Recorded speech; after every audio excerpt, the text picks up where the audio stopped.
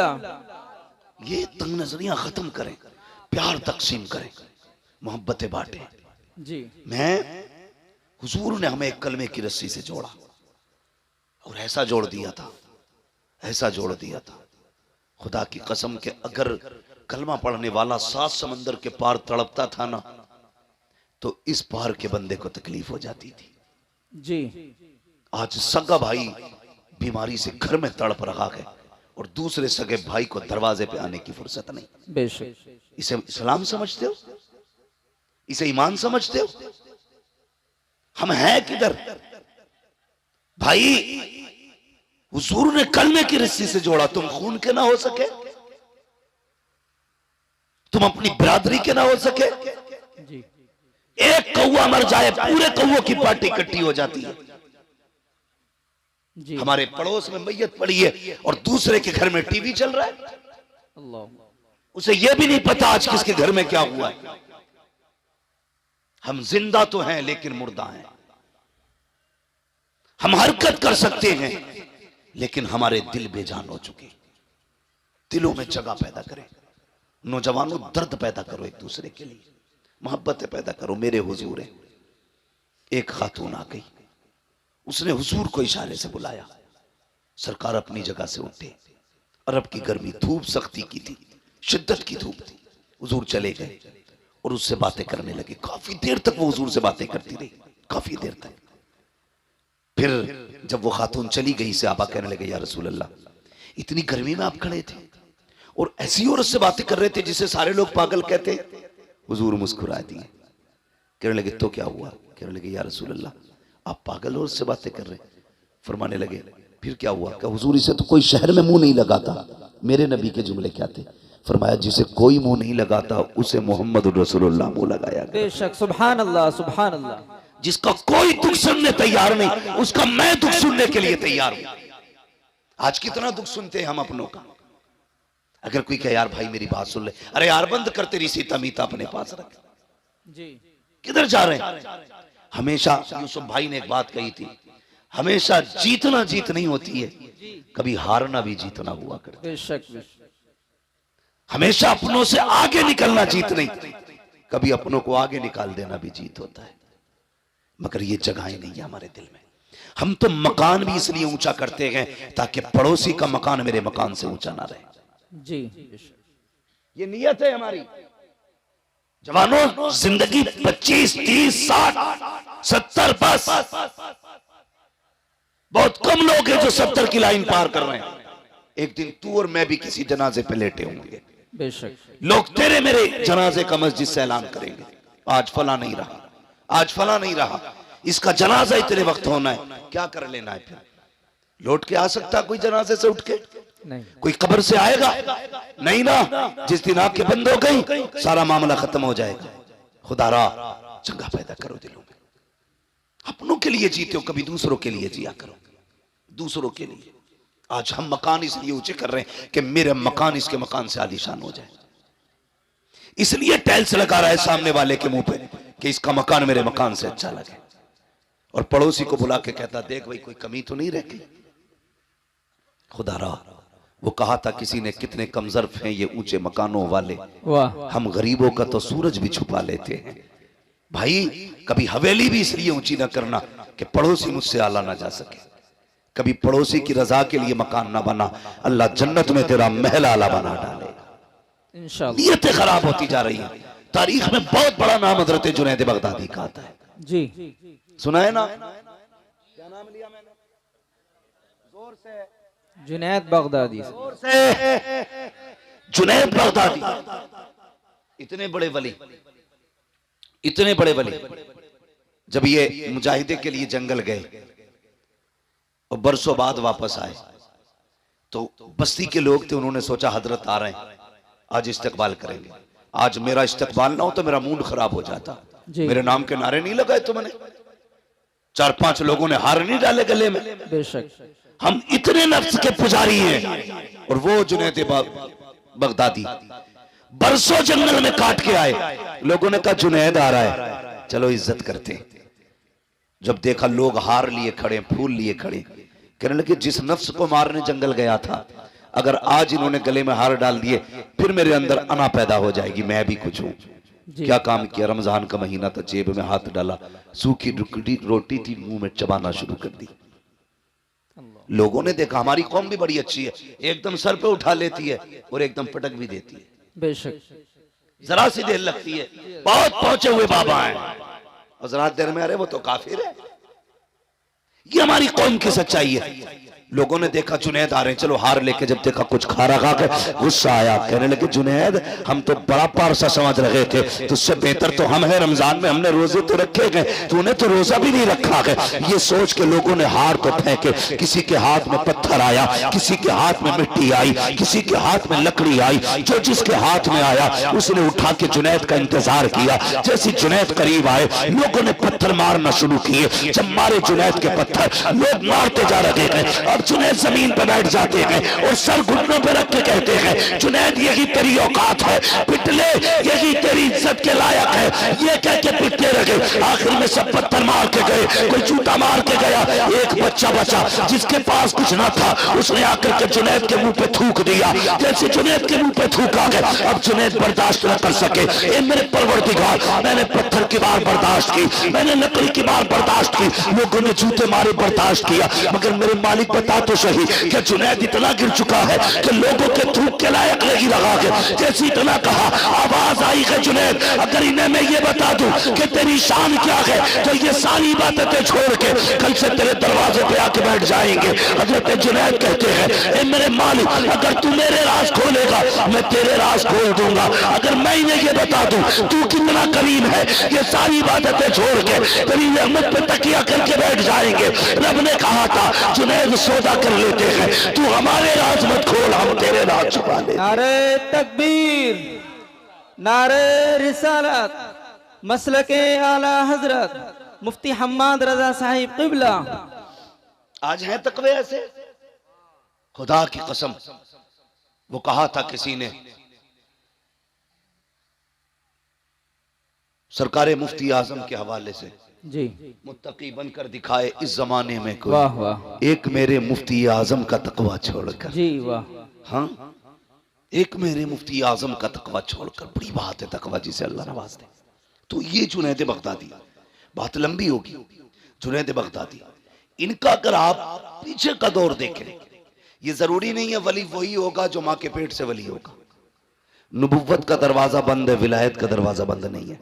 जी आज भी कोई बंदा अपने रब से प्यार करने लगे, अल्लाह उससे प्यार करने लग जाता है। बेशक, करो ना रब से प्यार, आओ ना करीब उसके। खुद सोचो, अगर बेटा बाप की नाफरमानी कर दे, अब्बा कहता है कल से दिख मत जाना। अगर बेटा बाप की न माने, अब्बा कागज लिए घूमता, आज ही तुझे बेदखल करता हूं, है कि नहीं है? जी यही। अगर शागिर्द उस्ताद का दिल तोड़ दे तो उस्ताद कहता चल भाई आज से मेरा तेरा कोई लेने देना नहीं। पीरा मुरीदी में अगर चल जाए तो 2 मिनट में खत्म, उसका पीर और उसका पीर और। मगर हमारा तुम्हारा रब कितना करीम है। हमने रात भी नाफरमानी में गुजारी, दिन भी नाशुक्री में गुजारा, और एक नहीं 40 साल गुजार दिए, फिर भी हमें अकल नहीं आई।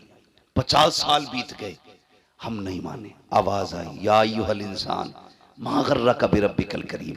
कितना नर्म लहजा है रब का, कितना प्यारा लहजा। कहता मेरे बंदे, इंसान तुझे अपने रब से किस चीज ने दूर कर दिया? आना पलट के, जी तेरी उम्र 50 साल गुजर गई, पूरी जिंदगी नाफरमानी में गुजार दी है। आ चल वादा करते हैं, मेरी चौखट पे आके एक आंसू गिरा के दिखा, तू एक आंसू गिरा दे, मैं तुझे जन्नती बना के दिखा दूं। वाह, बेशक, सुभान अल्लाह, सुभान हम तो माइल बकरम हैं, कोई साइल ही नहीं। वाह। राह दिखलाए किसे राह रवे मंजिल की नहीं। नौजवानों, बम और तोप से कुछ नहीं होता। हमारे पास सबसे बड़ी ताकत हमारे सजदे हैं, हमारे सजदे जो हमारे पास आज नहीं है। अगर दुख में हो, सजदों में गिर जाओ, फिर देखो अल्लाह कितनी जल्दी तुम्हारी मर्जी के मुताबिक तुम्हें देता है। बेशक। कभी मांगा हमने रब से, कभी राजी किया, कभी कोशिश ही नहीं की हम अपने रब को एक बार भी आवाज दें, उठा करो यार। नौजवानों, रातों में उठने की आदत डालो। मगर वो कौम जो 3 बजे तक मोबाइल चलाती हो, वो 4 बजे उठ के तहज्जुद कैसे पढ़ेगी? जी वो 5:30 बजे फजर के लिए कैसे उठेंगे, जिसे 3 बजे तक मोबाइल चलाना है?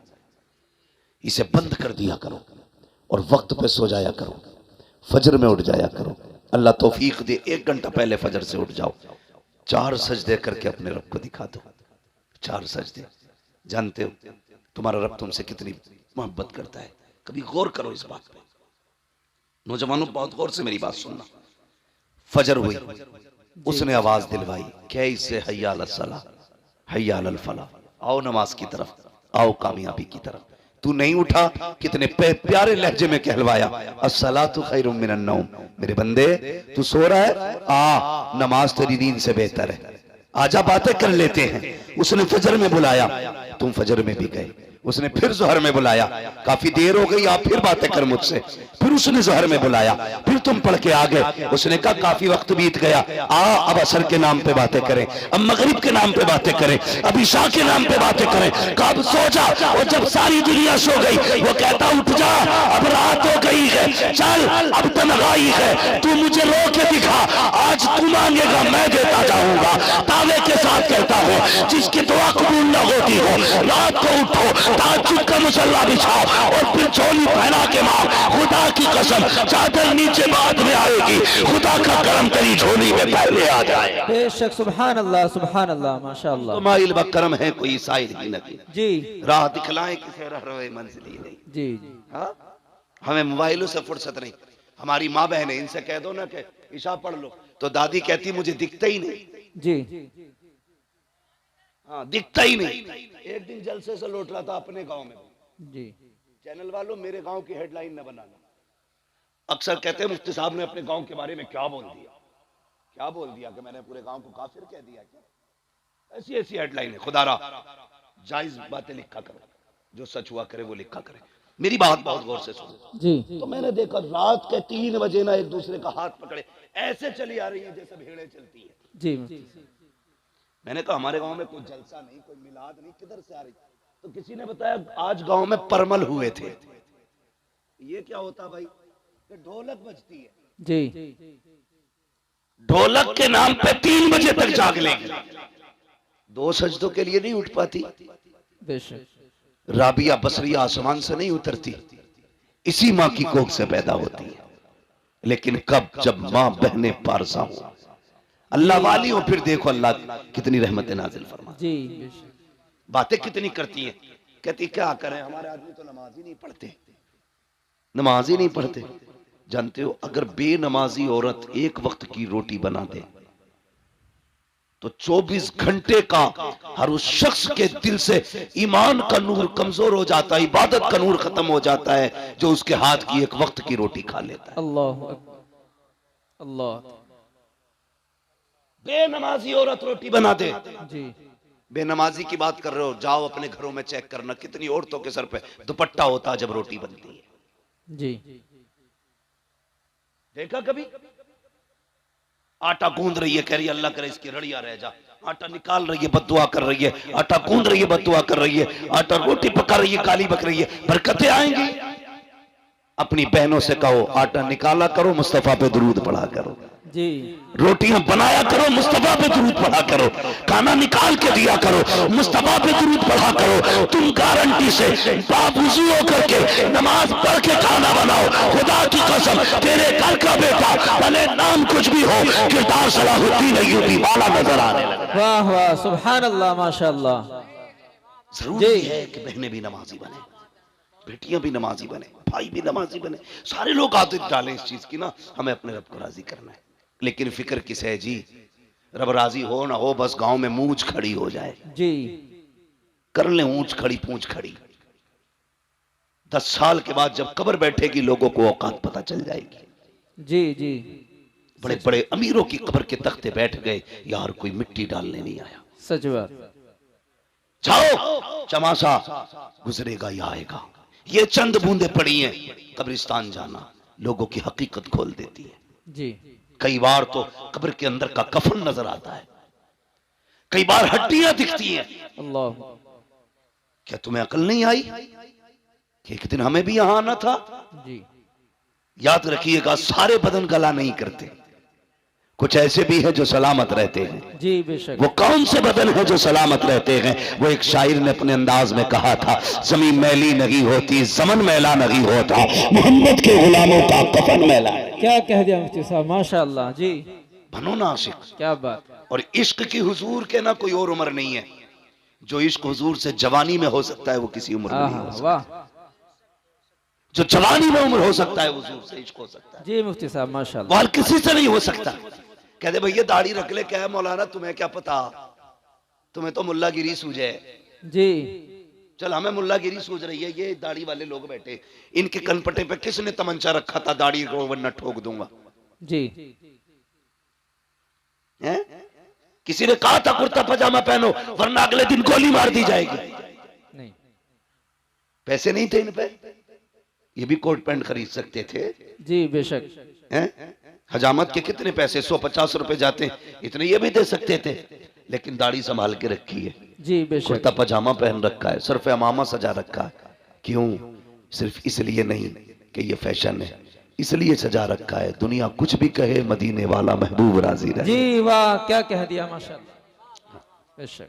तुम खुद सोचो, जिस दिन कुर्ता पजामा पहनते हो कितने अच्छे लगते हो। जी तुम्हें खुद भी एक अलग सी फीलिंग महसूस होती है, बार बार मुड़ मुड़ के शीशा देखते हो। एक दिन उनका लिबास पहनते हो तो अच्छे लगते हो, 365 दिन उनका लिबास पहनोगे तो कितने अच्छे लगते। जी वाह माशाअल्लाह। लेकिन आदत है ऐसे घुस जा जिनसे मेरे को पता ही नहीं लगता ये पहन के सिलवाई है कि सिलवा के पहनी है। जी जी जरा। एक टांग में कितने लब है, ऐसी फिटिंग ऐसे सब दिख रही है, सच बात। अकड़ी पड़ी है टांग, सब दिख रही है, और नमाज पढ़ने आ रहा तो पता ही नहीं चल रहा।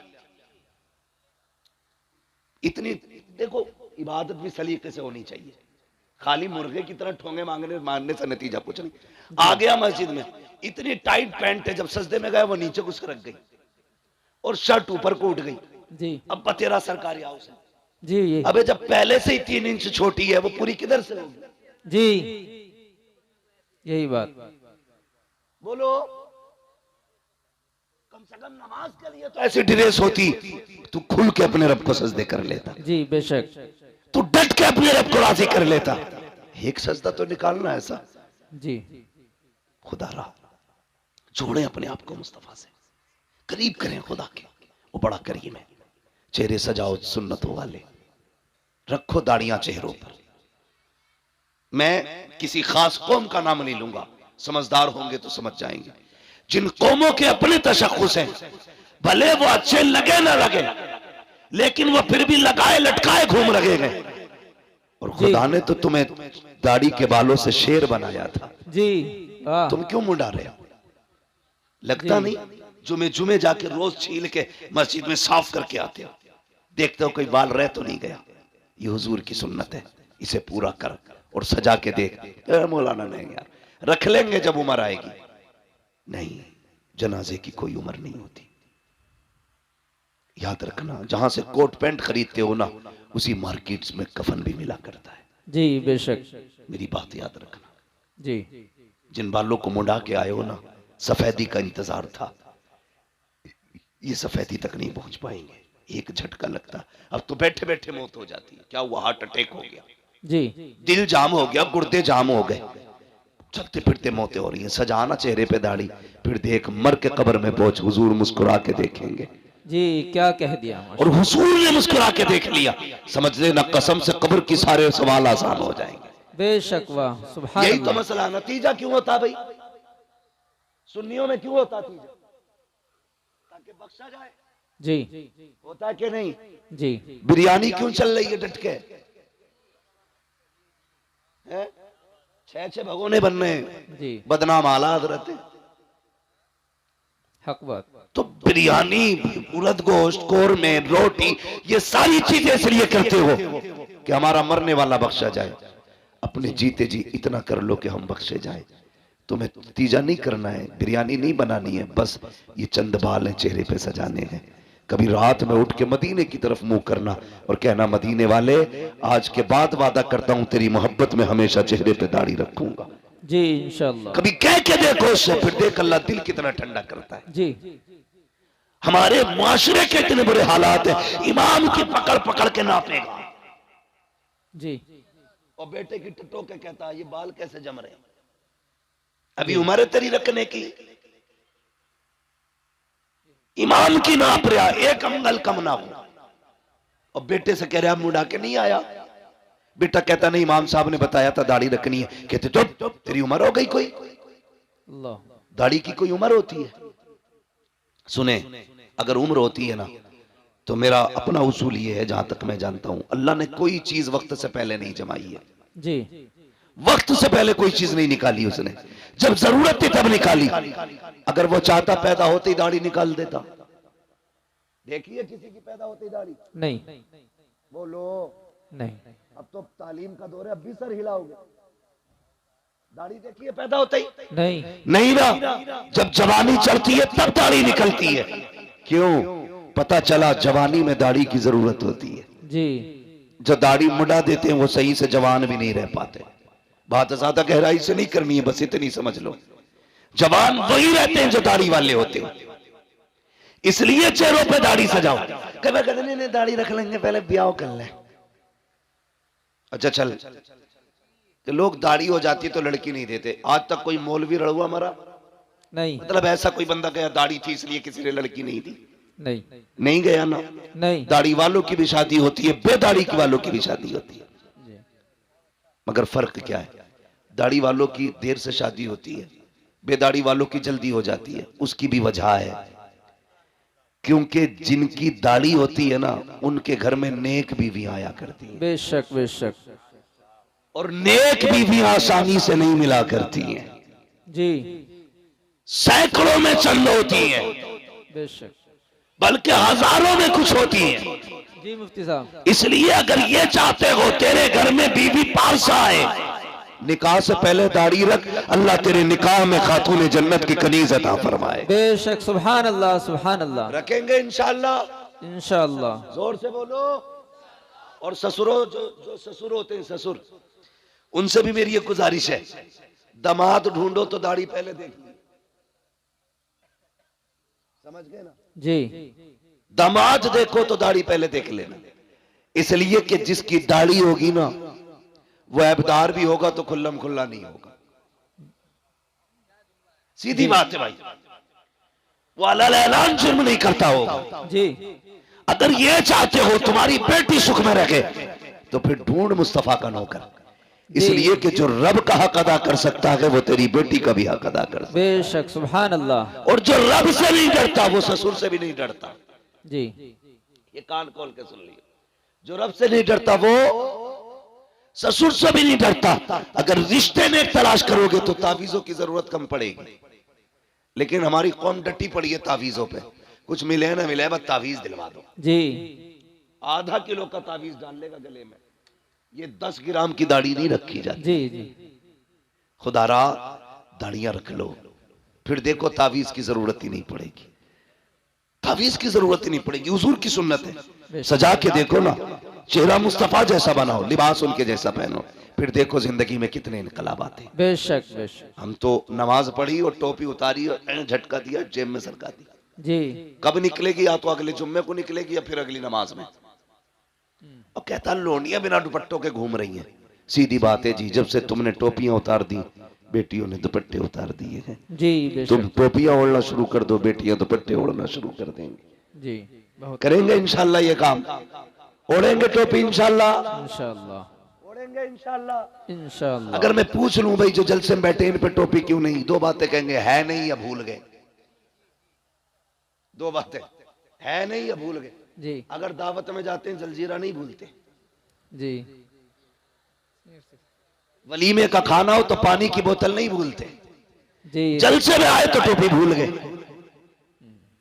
अच्छा खरीद ही नहीं, जूता 1600 का खरीदेगा, 5 रुपए की टोपी नहीं खरीद पाता। क्या बात है। मेरे भाई गुजारिश इतनी है, हमारी पहचान टोपी है, लिबास है। कुछ जरा दिल पे हाथ रख के बताओ, स्कूल है आपके इलाके में? बोलो, स्कूल है? जी।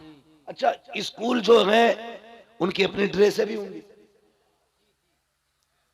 होती होती है कि नहीं? होती है। किसी स्कूल की ड्रेस अगर ब्लैक एंड व्हाइट हो, ठीक है, दूसरे स्कूल की ड्रेस किसी और कलर की हो, तीसरे स्कूल की ड्रेस कॉक कलर की हो, अलग अलग कलर की ड्रेस हो, अगर ब्लैक एंड व्हाइट पहन के कोका कोला ड्रेस वाले स्कूल में जाए, वो जो दरबान खड़ा होगा रोक देगा, भाई किधर जा रहा है?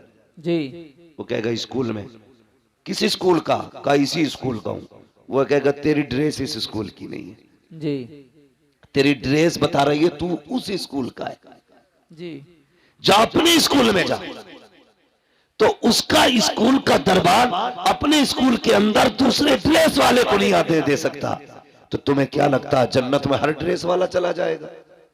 आहा क्या कह दिया। जन्नतियों की भी अपनी एक ड्रेस है।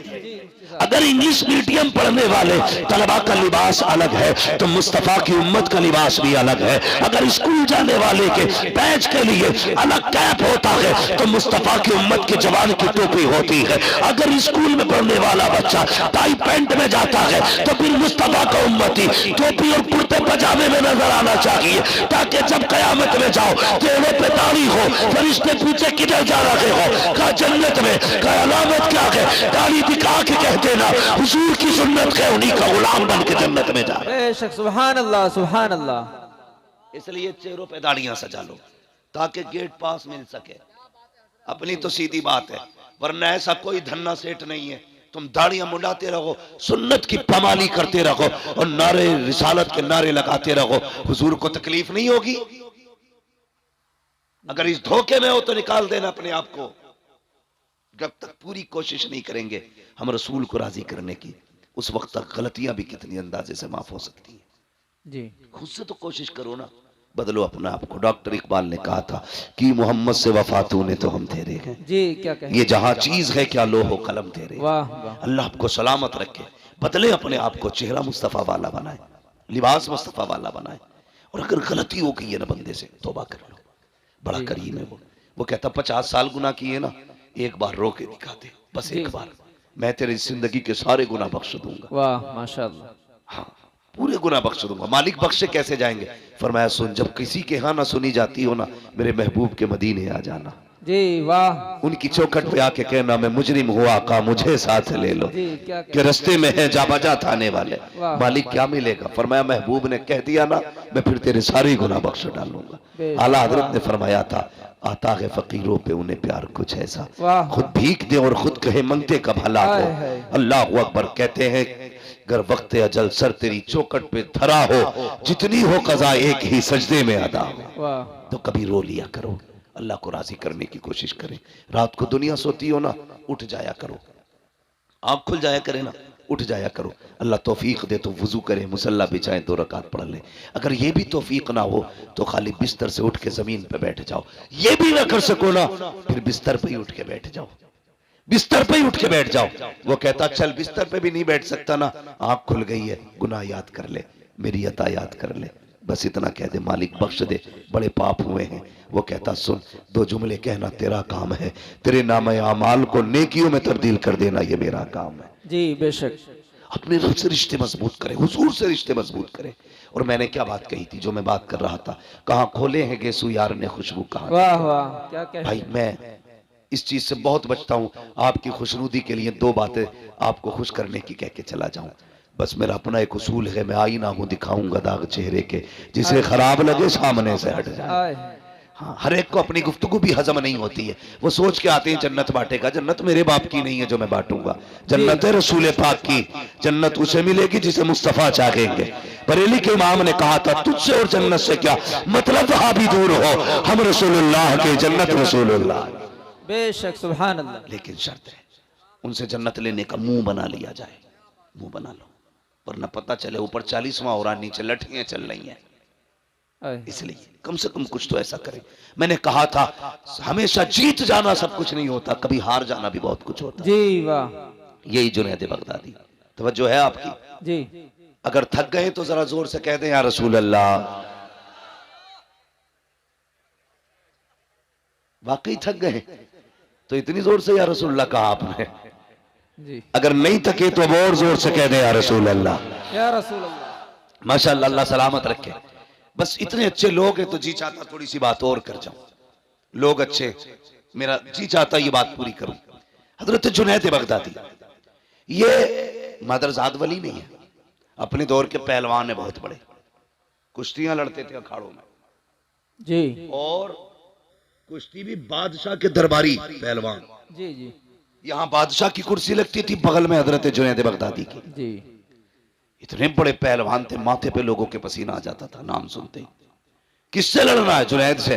अपने बस की नहीं है भाई, तो हाथ उठा रहता था, जब जिसका जी चाह के हाथ उठा दे।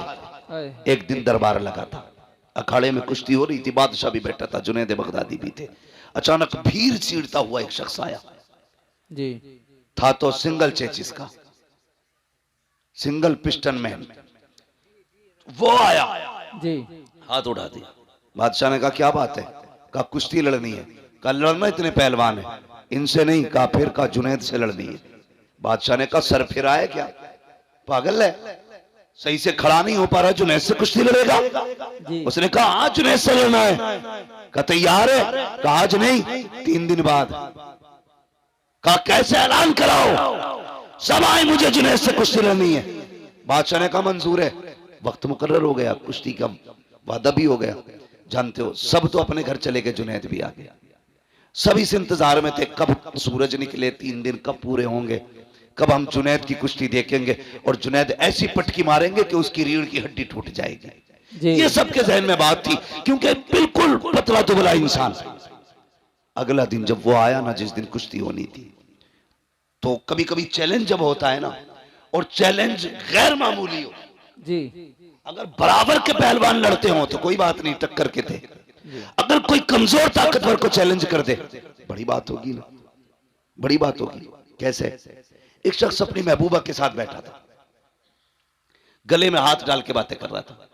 एक दीवाना मजजूब अपने रंग में चला जा रहा था, रास्ते में कीचड़ था, उसका पैर पानी में यूं पड़ गया, तो वो छींट उड़ के ना उस लड़की के ऊपर चली गई। उस लड़के से कहा देखते हो, इसने मेरे ऊपर कीचड़ डाल दी। वो उठा और आके उसने दीवाने का गिरबान पकड़ा कि तुझे मेरी महबूबा का चेहरा नजर नहीं आया, तूने उसके कपड़े गंदे कर दिए। उसने कहा भाई मुझे तवज्जो नहीं थी मेरी। उसने तमाचा मार दिया, जैसी तमाचा मारा उसने यूं देखा और चल दिया। आगे जाके ना किसी ने देखा दीवाना आ रहा है, कहा यार इधर आ। कहा क्या? कहा थोड़ा सा दूध पी ले। उसके आगे दूध आया, रो दिया। कहता वाह मालिक तेरा करिश्मा, कहीं थप्पड़ खिलाता है कहीं दूध पिलाता है। जी जब इतनी बात कही ना, ये तो दूध पीने में लग गया। मालिक तेरा करिश्मा, कहीं दूध पिलाता कहीं थप्पड़ खिलाता है। इतने में लोग दौड़ते हुए आए, बोले पकड़ लो यही है। लोग पकड़ के लाए, वहां जहां कीचड़ उछली थी, देखा वो शख्स मरा पड़ा था। कहा क्या बात है? बोला तूने मारा इसको। कहा क्यों? कहा इसने तेरे थप्पड़ मारा, तो तू बता तूने बद्दुआ की थी उसके लिए? कहा नहीं। कहा फिर ये मरा कैसे? कहने लगा जब मेरे पैर से कीचड़ उछली, इसके महबूब को तकलीफ हुई, इसने अपना बदला ले लिया। जब इसने मेरे थप्पड़ मारा, मेरे रब को तकलीफ हुई, उसने मेरा बदला ले लिया। आए है, क्या कहने हैं। जी वाह। उसने मेरा बदला ले लिया। जी तो कभी कभी चैलेंजेस बड़े होते हैं और ताज्जुब होता है चैलेंजेस देखने के बाद। इतने बड़े बड़े चैलेंजेस को देखने के बाद ताज्जुब होता है। इधर चैलेंज था, कुश्ती जुनैद से होनी है। किससे होनी है? सारे लोग अदब से अपनी अपनी जगह खड़े हो जाएं। सैयद साहब कबिला की तशरीफ आवरी हो रही है।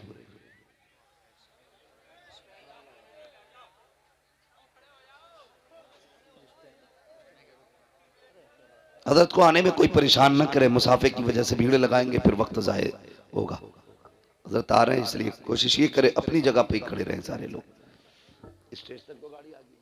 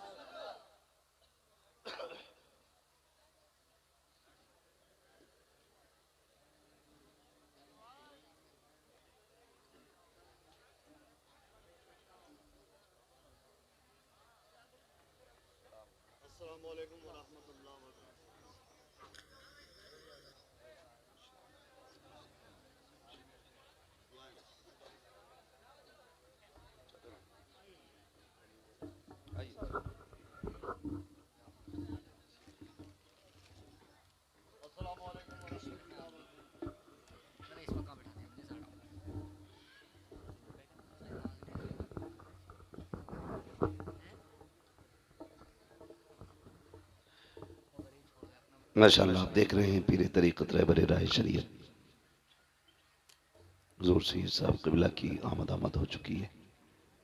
माशाअल्लाह हज़रत के चेहरे की ज़ियारत करें और नाम अमाल में नेकियों का इजाफ़ा करें। हज़रत की इजाज़त हो तो मैं बात पूरी करूँ। अल्लाह सलामत रखे। माशाअल्लाह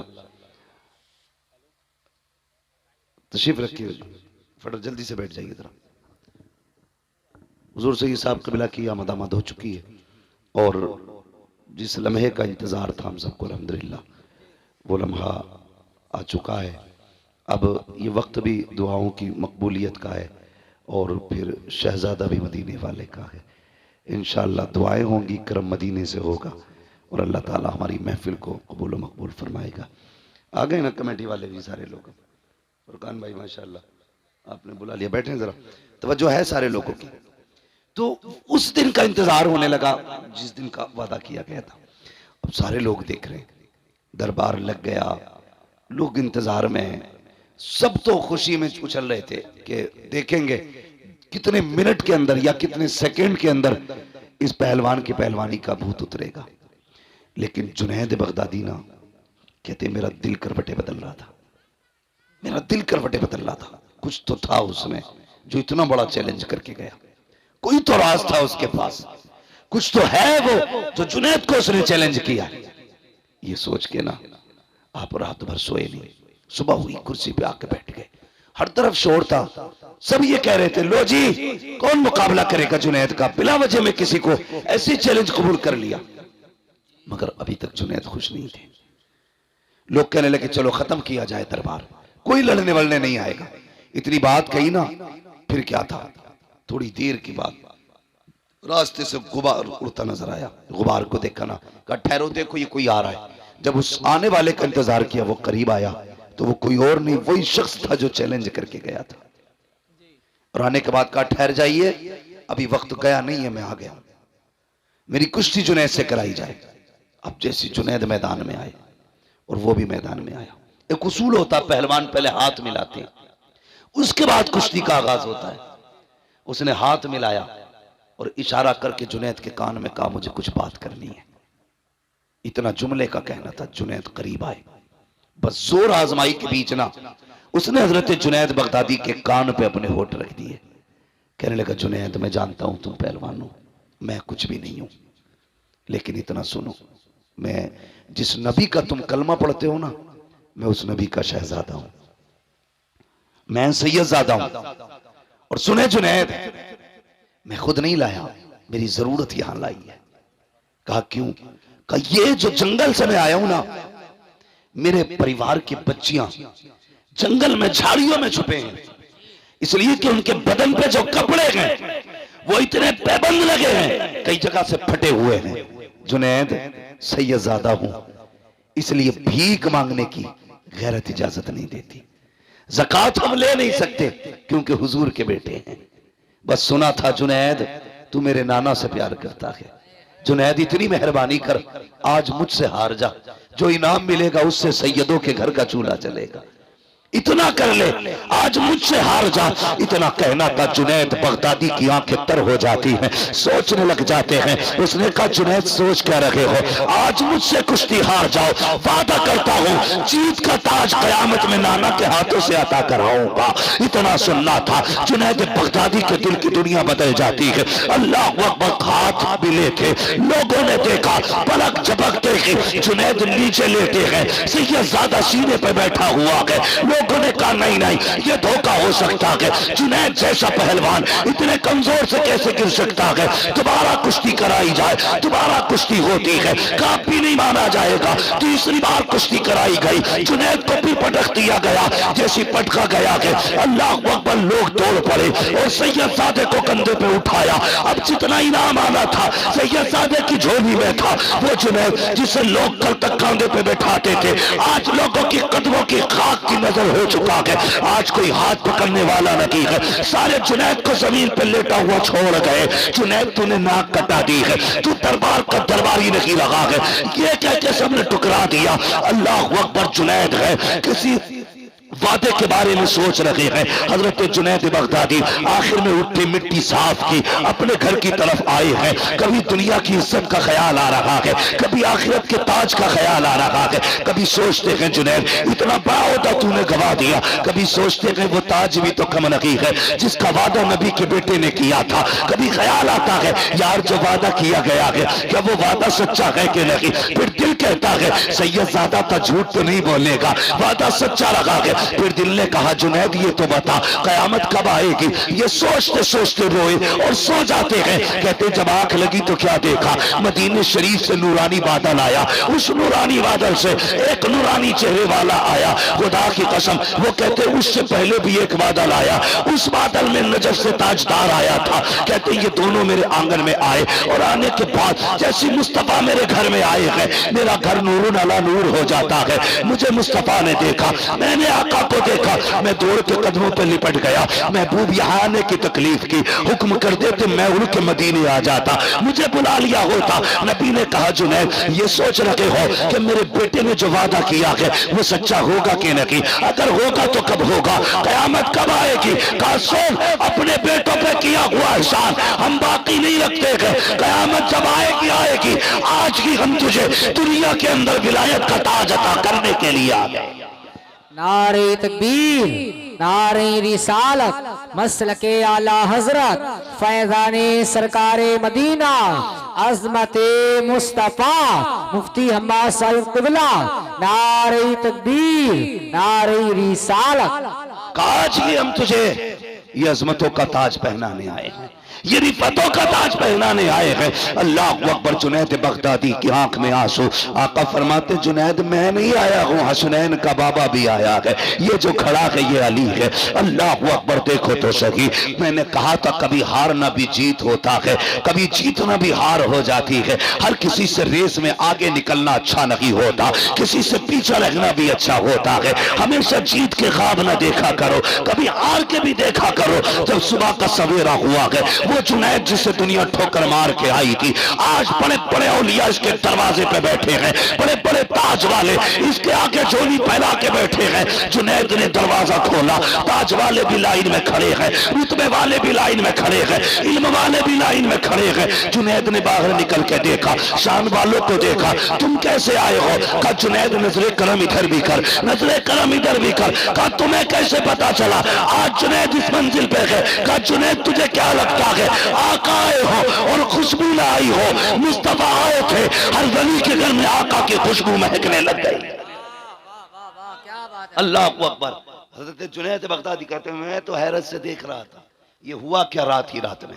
कहते हैं मैंने देखा एक कोने से आवाज आई, वो कह रहा था जुनैद अब तो वादे पर यकीन हो गया होगा। कहते मैंने मुंह उठा के देखा तो वही कमजोर सैयदजादा था। मैंने इसलिए कहा हर किसी से जीतना अच्छा नहीं होता, कभी किसी से हारना भी अच्छा होता है। हमेशा जीत के लिए ना दौड़ो, कभी हार भी लिया करो। और अपनों से हारना ही अच्छा होता है। एक जिद पे अकड़ के मत बैठना। कई घरों को आग लग गई यार, कई घरों को आग लग गई। सिर्फ इतनी जिद के बेटी की चौखट पे नहीं जाना है, क्योंकि हमारे समधी ने बात कड़वी कह दी। तुम ऐसी कसम खा के बैठ गए, अपनों के दरवाजों पे जाना छोड़ दिया। कई बेटियों के फोन आए, कोई तावीज तो होगा कि भाई बुलाने आ जाए। कहा क्योंकि एक दिन मेरे शोहर से अनबन हो गई थी, 10 साल हो गए मैंने भाई का चेहरा नहीं देखा। तुम ऐसी जीत की दौड़ लगा के बैठे हो।